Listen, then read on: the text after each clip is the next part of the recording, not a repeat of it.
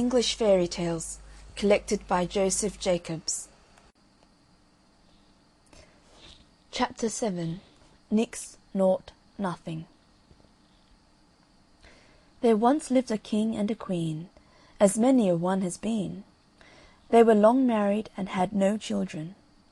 But at last a baby boy came to the queen, when the king was away in the far countries. The queen would not christen the boy till the king came back, and she said, "We will just call him NixNoughtNothing until his father comes home." But it was long before he came home, and the boy had grown a nice little laddie. At length the king was on his way back, but he had a big river to cross, and there was a whirlpool, but he could not get over the water. But a giant came up to him and said, "I'll carry you over." But the king said, "What's your pay?" "Oh, give me NixNoughtNothing, and I will carry you over the water on my back." The king had never heard that his son was called NixNoughtNothing, and so he said, "Oh, I'll give you that and my thanks into the bargain." When the king got home again, he was very happy to see his wife again, and his young son. She told him that she had not given the child any name, but just NixNoughtNothing, until he should come home again himself. The poor king was in a terrible case. He said, "What have I done? I promised to give the giant who carried me over the river on his back NixNoughtNothing." The king and the queen were sad and sorry, but they said, "When the giant comes, we will give him the henwife's boy. He will never know the difference." The next day the giant came to claim the king's promise, and he sent for the henwife's boy, and the giant went away with the boy on his back. He travelled till he came to a big stone, and there he sat down to rest. He said, "Hidge Hodge on my back, what time of day is that?" The poor little boy said, "It is the time that my mother, the henwife, takes up the eggs for the queen's breakfast." The giant was very angry, and dashed the boy's head on the stone, and killed him. So he went back in a tower of temper, and this time they gave him the gardener's boy. He went off with him on his back, till they got to the stone again, when the giant sat down to rest. And he said, "Hidge Hodge on my back, what time of day do you make that?" The gardener's boy said, "Sure it's the time that my mother takes up the vegetables for the queen's dinner." Then the giant was right wild, and dashed his brains out on the stone. Then the giant went back to the king's house in a terrible temper, and said he would destroy them all if they did not give him NixNoughtNothing this time. They had to do it, and when he came to the big stone the giant said, "What time of day is that?" NixNoughtNothing said, "It is the time that my father the king will be sitting down to supper." The giant said, "I've got the right one now," and took NixNoughtNothing to his own house, and brought him up till he was a man. The giant had a bonny daughter, and she and the lad grew very fond of each other. The giant said one day to NixNoughtNothing, "I've work for you tomorrow. There is a stable 7 miles long and 7 miles broad, and it has not been cleaned for 7 years, and you must clean it tomorrow, or I will have you for my supper." The giant's daughter went out next morning with the lad's breakfast, and found him in a terrible state, for always, as he cleaned out a bit, it just fell in again. The giant's daughter said she would help him, and she cried all the beasts in the field, and all the fowls of the air, and in a minute they all came, and carried away everything that was in the stable, and made it all clean before the giant came home. He said, "Shame on the wit that helped you, but I have a worse job for you tomorrow." Then he said to NixNoughtNothing, "There's a lake 7 miles long, and 7 miles deep, and 7 miles broad, and you must drain it tomorrow by nightfall, or else I'll have you for my supper." NixNoughtNothing began early next morning, and tried to lave the water with his pail, but the lake was never getting any less, and he didn't know what to do. But the giant's daughter called on all the fish in the sea to come and drink the water, and very soon they drank it dry. When the giant saw the work done, he was in a rage and said, "I've a worse job for you tomorrow. There is a tree 7 miles high, and no branch on it, till you get to the top, and there is a nest with 7 eggs in it, and you must bring down all the eggs without breaking one, or else I'll have you for my supper."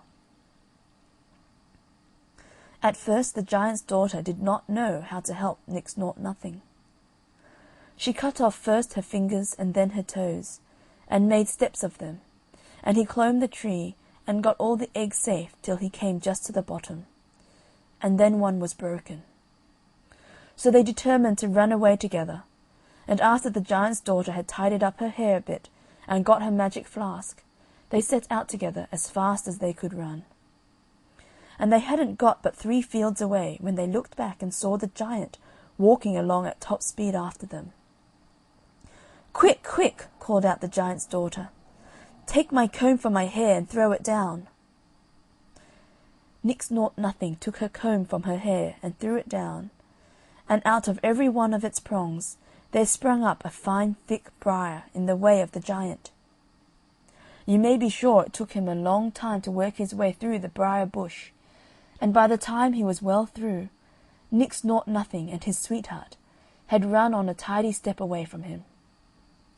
But he soon came along after them, and was just like to catch him up when the giant's daughter called out to NixNoughtNothing, "Take my hair dagger and throw it down, quick, quick!" So NixNoughtNothing threw down the hair dagger, and out of it grew as quick as lightning a thick hedge of sharp razors placed criss-cross. The giant had to tread very cautiously to get through all this, and meanwhile the young lovers ran on and on and on till they were nearly out of sight. But at last the giant was through, and it wasn't long before he was like to catch them up. But just as he was stretching out his hand to catch NixNoughtNothing, his daughter took out her magic flask and dashed it on the ground. And as it broke, out of it welled a big, big wave that grew and that grew, till it reached the giant's waist, and then his neck, and when it got to his head, he was drowned dead, and dead, and dead indeed. So he goes out of the story. But NixNoughtNothing fled on till where do you think they came to? Why, to near the castle of NixNoughtNothing's father and mother. But the giant's daughter was so weary that she couldn't move a step further. So NixNoughtNothing told her to wait there while he went and found out a lodging for the night. And he went on towards the lights of the castle, and on the way he came to the cottage of the henwife, whose boy had had his brains dashed out by the giant. Now she knew NixNoughtNothing in a moment, and hated him because he was the cause of her son's death. So when he asked his way to the castle, she put a spell upon him, and when he got to the castle, no sooner was he let in than he fell down dead asleep upon a bench in the hall. The king and queen tried all they could do to wake him up, but all in vain. So the king promised that if any lady could wake him up, she should marry him. Meanwhile, the giant's daughter was waiting and waiting for him to come back, and she went up into a tree to watch for him. The gardener's daughter, going to draw water in the well, saw the shadow of the lady in the water, and thought it was herself, and said, "If I'm so bonny, if I'm so brave, why do you send me to draw water?" So she threw down her pail, and went to see if she could wed the sleeping stranger.